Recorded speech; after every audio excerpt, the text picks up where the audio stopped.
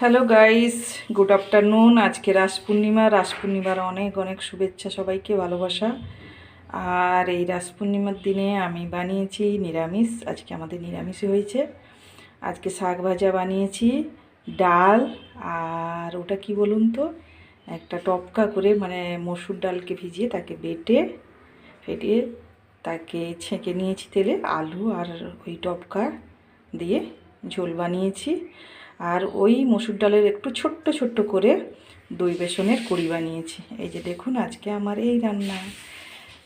আর আমাদের ওই দই বেসনের আমরা পেঁয়াজ দিয়ে করি, পেঁয়াজ দিয়ে পকোড়া করে করি। আজকে করেছি প্রথমবার ডালের বড়া করে দই বেসনের কড়িটা করেছি। আপনাদের কেমন লাগে এই ডালের টপকার ঝোল নিরামিষে, যেটা কেমন লাগে জানাবেন। আমাদের তো খুবই ভালো লাগে।